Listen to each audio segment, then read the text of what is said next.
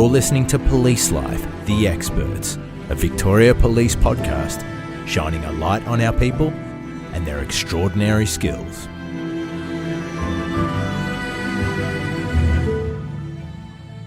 This podcast episode contains a brief reference to sexual assault.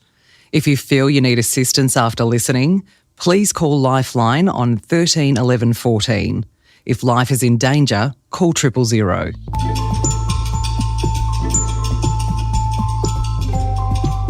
Today's forensic scientists owe a debt to those who came before them. Decisions taken decades ago are helping deliver justice on cold cases long thought to be hopeless. It's a cliche of investigations that the answer can be found in the file. But for Victoria Police's forensic detectives, the answer is in the freezer.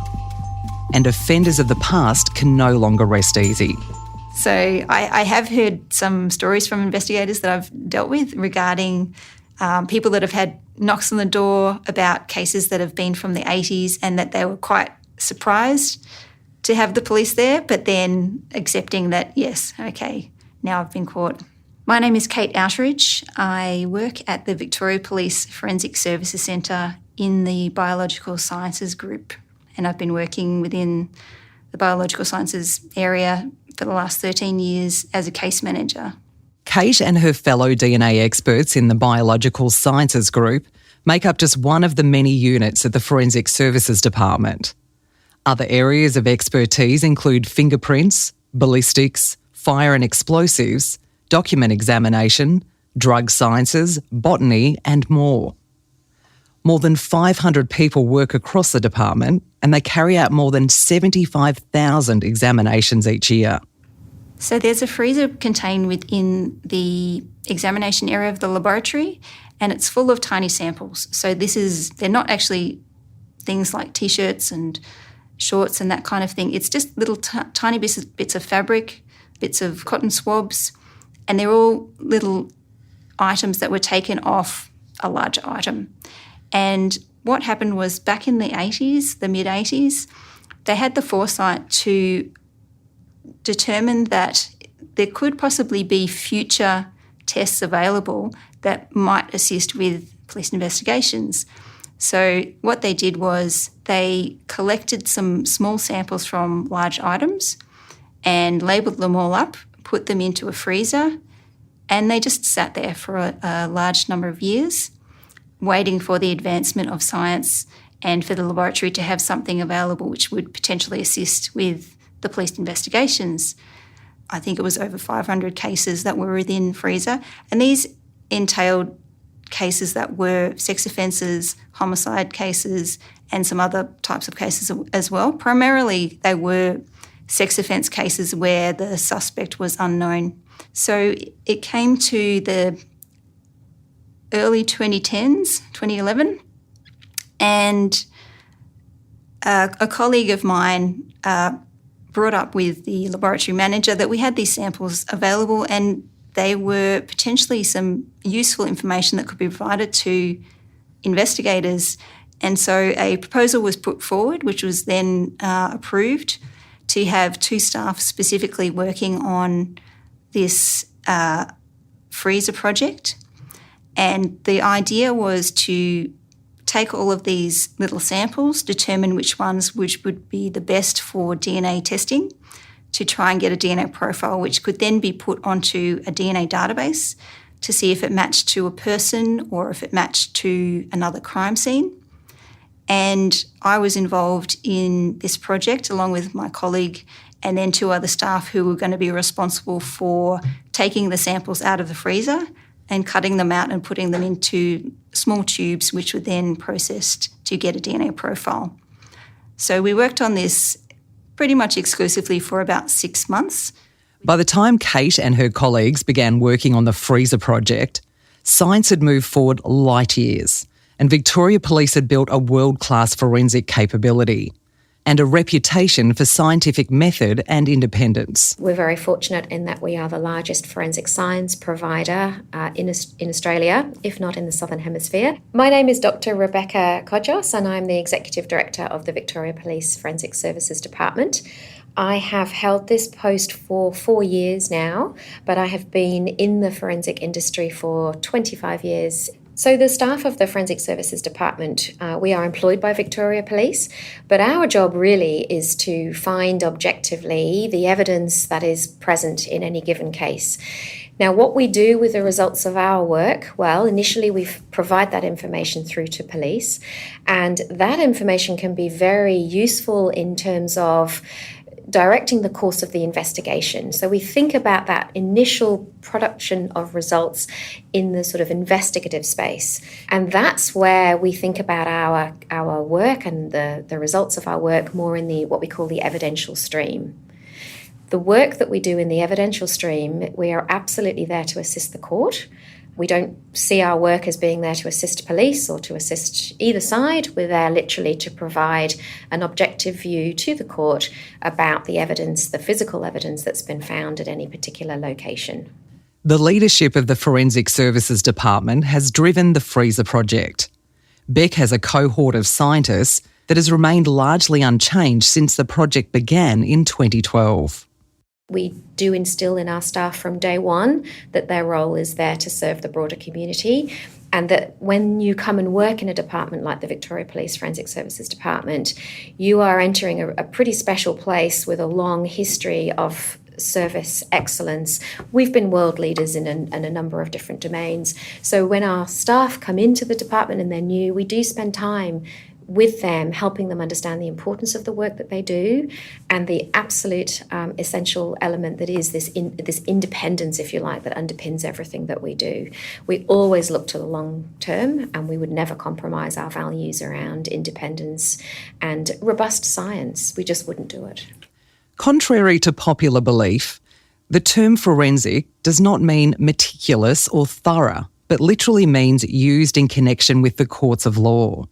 This is particularly relevant to the Freezer project, where the work of Beck's team must withstand scrutiny, not just in the laboratory, but under fire in the courtroom. I think the community has an expectation that violent offenders are held to account, but the community also rightly has an expectation that innocent people are not convicted of crime. And we play a really important role in that space. And we take that very seriously, that we are there to serve the community. And ultimately, a strong forensic service provider can give the community a degree of faith that their forensic system is operating appropriately, that if there is evidence available in a case, it will be found, that evidence will be processed appropriately, that evidence will not be lost or missed because of suboptimal practices or lack of contemporary methods, but that the results of that forensic testing will be weighed properly, scrutinised according to best practice, and that the results will withstand scrutiny in a court of law. The first court I did was actually in Sydney, where I was there as a scientist who'd examined some items. But what my boss didn't tell me was that the court case was actually, there were 7 defendants in the case, and that there were 7 defence barristers there. Luckily, I was only examined by 3 of them, but all of this, going from that initial quite terrifying court experience, and now because I've been to a number of courts, it does get easier, but it's not ever a comfortable experience, because obviously you don't know what's going to be asked of you, and you might get asked some simple questions, or you might end up being at court for days giving evidence. By now, you're probably realising the Victoria Police's forensic staff are far from being just boffins in white coats. There's a passion and drive behind their work that is exemplified in the Freezer project. There is a partnership with investigators looking to resolve historic sex crimes. We worked very closely with the Cold Case Sex Crime Squad, who had just been put together in 2012. And so therefore we were able to supply them with information about cases that had not been solved, and they that could potentially look into further investigations for those kinds of cases. There's a lot of different cases as well that have maybe not as much notoriety, which were quite important as well. For example, there was some matches on the database that we had to 4 different cases. So previously it was unknown that these cases were linked, and through this freezer project, these 4 cases were all linked to be the same offender. They were all sex offences against 4 different women. It was actually determined that the person responsible had died in jail, and the women weren't aware of this, but due to the freezer project, the police were able to give them this information and give them some closure. And sometimes police come to the forensics department looking for a lucky break, hoping the crucial evidence they seek could be found in the freezer, as happened in an investigation of a few years ago.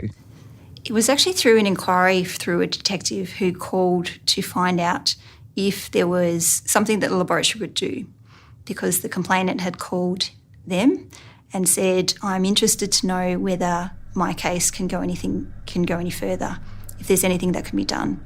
The female victim had been raped in eastern Melbourne in the late 1980s. After the investigation had long gone cold, the Sexual Crime Squad opened it again at her request in the mid-2010s. So I started looking into the case, and there were some samples that were retained in the freezer that had been tested, but initially the DNA profiles that I looked at, they weren't good enough for the database. So there wasn't enough information in them. So in order to put a DNA profile onto the DNA database, we need a certain number of DNA types to be present in that profile. If there aren't enough, we generate way too many matches, and it's not focusing in on the possible person who's contributing the DNA. So we need a bit more information. So in this particular case, there was limited information of the offender's DNA. The current DNA testing kits, there are 2 DNA testing kits that are used within the laboratory, but the kit that was used for this project initially was one called Profiler Plus, which was the DNA testing kit that looked at 10 DNA sites, including a sex-indicating site. Now, currently the laboratory uses a DNA testing kit called PowerPlex 21, which looks at 21 DNA sites, which are comparable to the Profiler Plus DNA sites. So they're the same incorporated, but the PP21 gives a bit more information that the Profiler Plus didn't. So for this particular case, the initial testing was done using Profiler Plus, and then it was retested using the current DNA testing kit, which gives a bit more information. So we still didn't have enough information to put a profile on the database. However, in my involvement with the project, we've tried to get all of the samples that we possibly can for this project and have a list. And there was another section within a different freezer where there were some different samples. And we had a list of those recorded, and I found that this case had one of those samples and put this through for DNA testing, and we managed to get a complete PP21 DNA profile from it. So that's the full 21 sites. And it was a male profile, and it was suitable for the database. So then I could use that to compare to the comparison database to see if it matched to any profiles on the database. And it did. Suddenly, almost 3 decades after the offence, Kate Outeridge presented the investigator with a name. Contrary to myths created by TV shows like CSI, these matches are not dramatic eureka moments. It's just like a big spreadsheet, so it's not as exciting as it sounds, but it is quite satisfying when you see that there is a match between an evidentiary sample and then a person sample. The investigator in the case was Detective Leading Senior Constable Lee Prados, working in the Sexual Crime Squad's cold case unit. Realistically speaking, I don't think this case could have been solved without the further information provided from Kate Outeridge.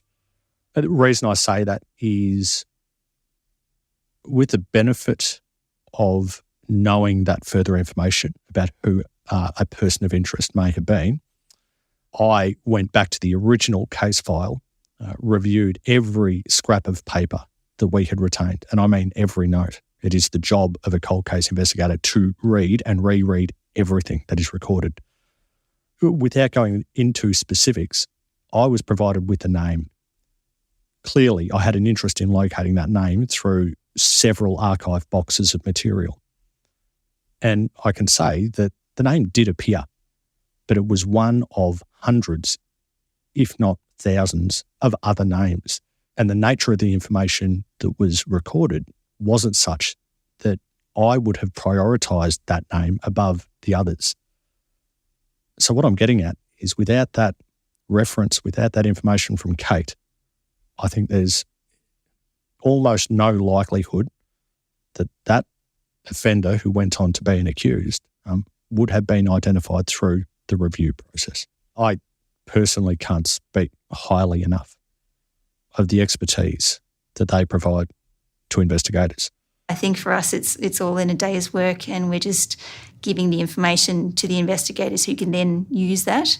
For this particular case, it actually goes through quite normal avenues in that it gets sent onto the LEAP computer system and then flagged to the informant of the case, who can then read the information.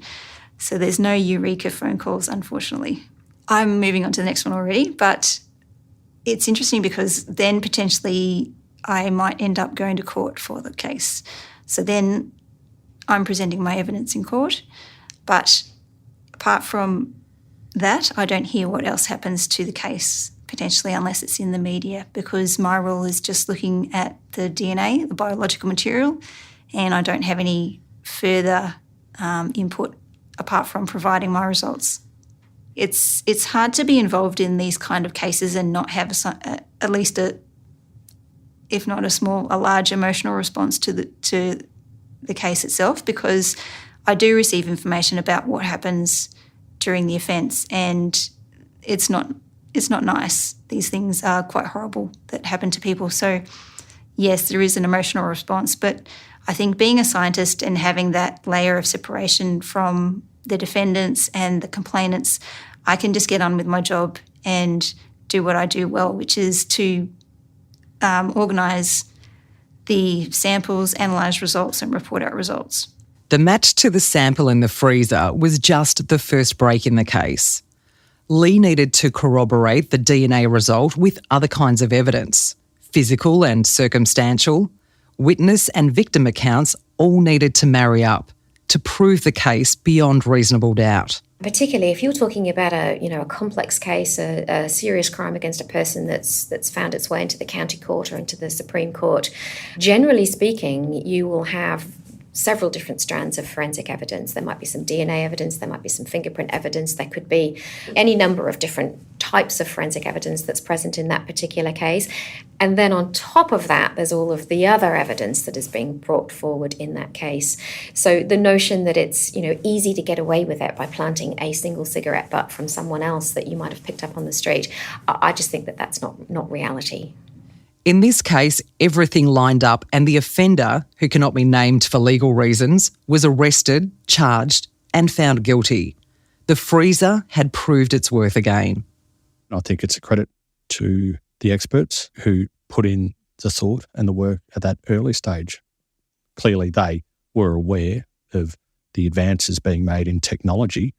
And as I understand it, often it takes a lot of resource, effort and money and time to get all of this set up. To their credit, they did it, even though they knew that at the time it's not going to help the case. But being willing to be in it for the long haul and realising that perhaps in 10, 20, 30 years or longer, we will have the technology and the means to derive the evidence that we need. Incredible foresight. Without Kate Outridge and without the scientists, experts, sworn and unsworn members, I think it's fair to say that a lot of investigations, and specifically cold case investigations, could remain unsolved indefinitely. But whether a crime happened 30 minutes ago or 30 years ago, Kate, Lee and all their colleagues at Victoria Police are determined to see justice fulfilled. At the very least, that there is a feeling of people knowing, and particularly the victim, and particularly in sex crimes, of the victim knowing that police didn't give up And when I say police, I think that means the community. People didn't just give up and didn't stop caring because it got too hard. These are horrendous crimes. They were when they occurred, and they remain so to this day. And the fact that every effort continues to be made, I think, reflects the community's expectation about the effort that will be given to these cases. As an investigator, I feel my main duty in a case like that is to the victim and the community. And at the end, and like as this case was, it went through a court process. That matter concluded with a conviction.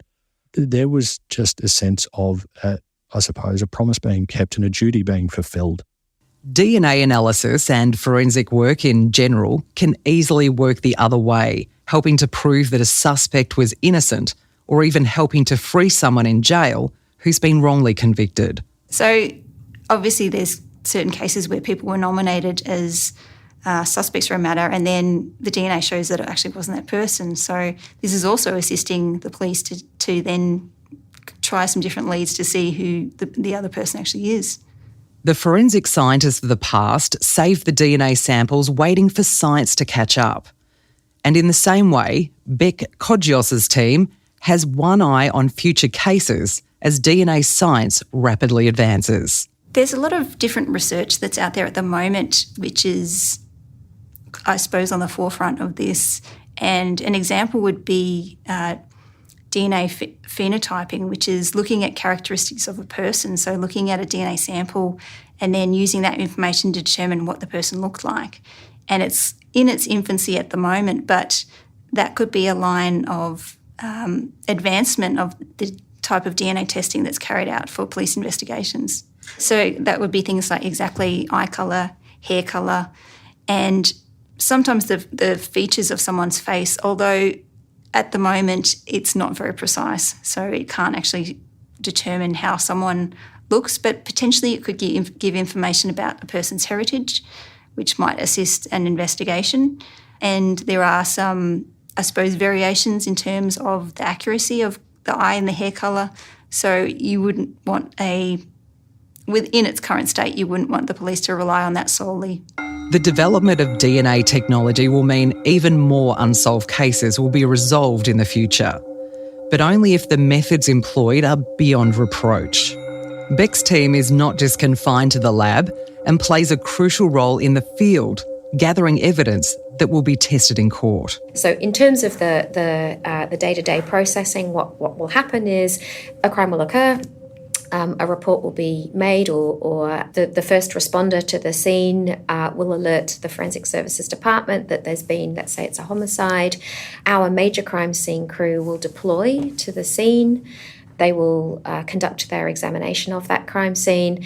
And what that means is that our experienced crime scene examiner, when they arrive at the scene, if they need a fire investigator or if they find a clandestine lab, as part of the scene, they need a clandestine laboratory scientist or they need a blood spatter expert, all of this expertise exists within the Victoria Police Forensic Services Department, so they can very easily make the call and get the right expert into the scene with them. And so what we have is essentially a multi-forensic discipline team that deploys to the crime scene. And that enables us to harvest all available evidence from that scene. And really, the thing about crime scene work is you only really get one go at it. So what you fail to pick up on the day, once that scene's handed back to the owner of the residence, or say if it's an area that's open to the general public, once you hand that scene back, once the scene cordon is gone, you've really lost your ability to get that evidence. The beauty of crime scene work in Victoria now is that it's the major crime scene group who own that crime scene, and that's very clear in our protocols. So once forensic services attend to the scene, we take charge of that scene.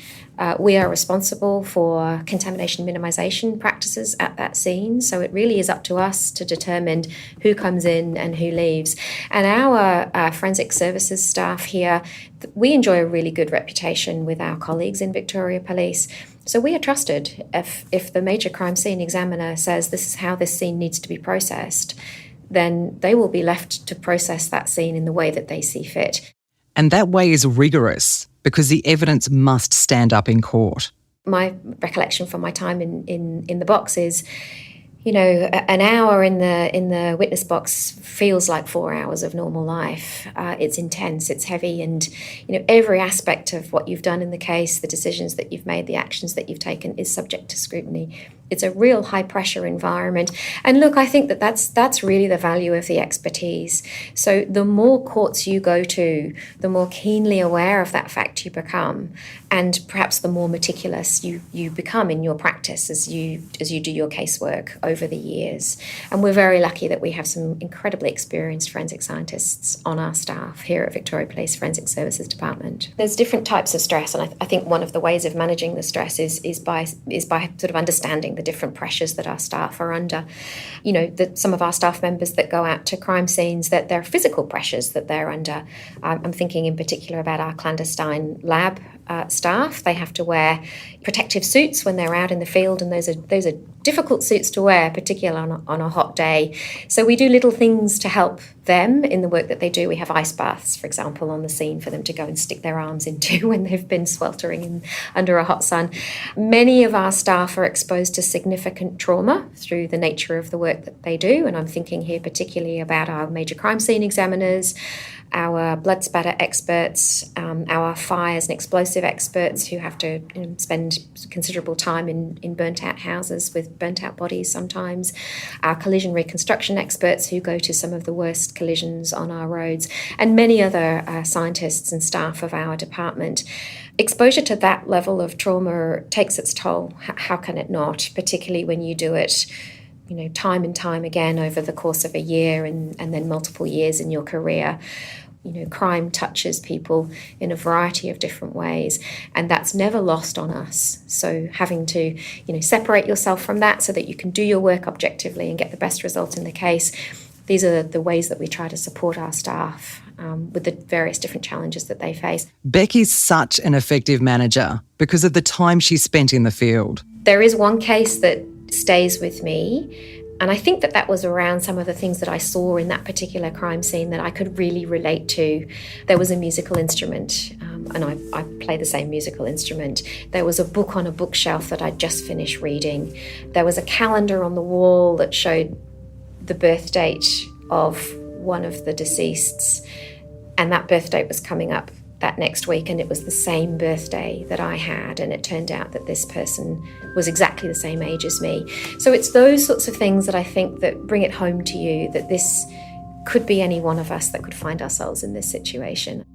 I do go to crime scenes as well, and I think, a lot of people ask me if I go out to dinner and they find out what I do, tell me about your work, but it's not really dinner conversation to talk about the kinds of crime scenes that I go to. But I think the things that do affect you are definitely the small things at a scene. So not just the body. It might be, a photo of children on the fridge, or it might be that, the person's written a letter to someone. So it's the little things that potentially might affect you afterwards rather than actually the scene itself. It's definitely a lot of adrenaline once you get to the scene because there are a lot of things to consider. But we work with the major crime scene unit, and they are exceptional in what they do and very good in assisting us to determine what testing is needed to be done and where we need to examine within the crime scene. So I think once you get to the scene, it's one of those things where you just need to evaluate it and work out what needs to be done and just get on with it. And we're all trained to work in a particular way so that once we get to the crime scene, we know what we have to do and we just get on and do it.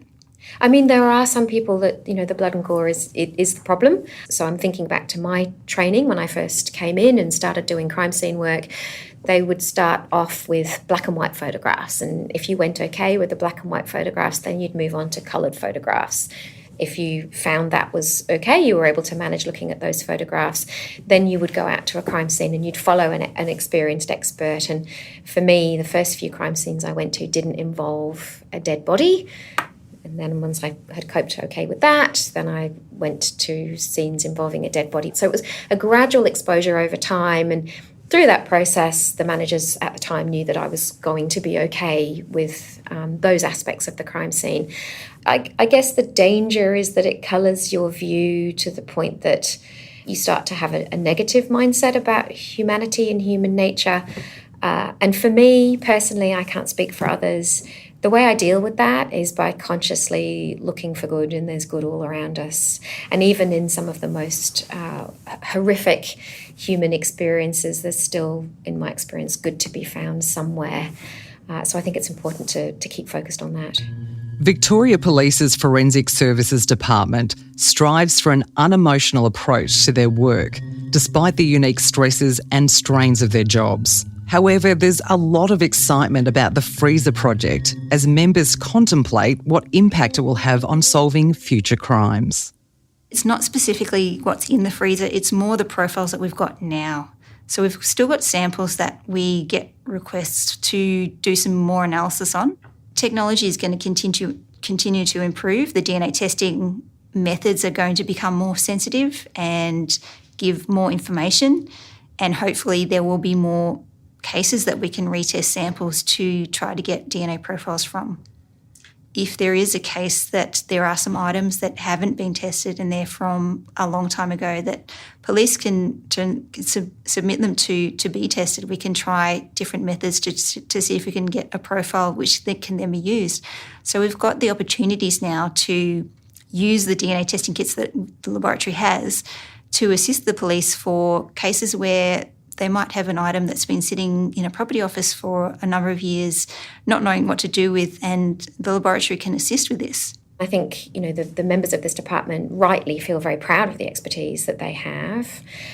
They've worked hard to develop that expertise, and expertise is worth something. It means something, and to be able to bring that expertise to real life problems and generate outcomes for people, whether it's an individual suspect being exonerated or whether it's a conviction being upheld, partly on the back of strong forensic evidence.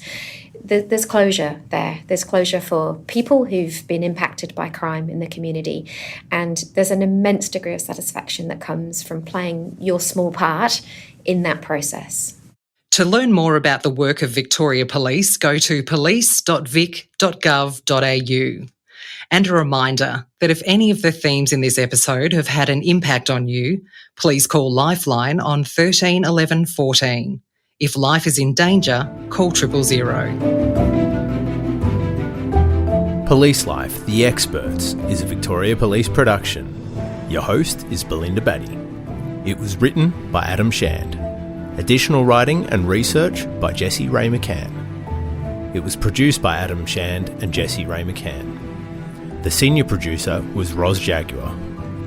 Audio production and original music by Matt Dwyer. Theme song by Vyacheslav Dragunov. Executive produced by Beck Angel. This podcast was created by the Media, Communications and Engagement Department at Victoria Police.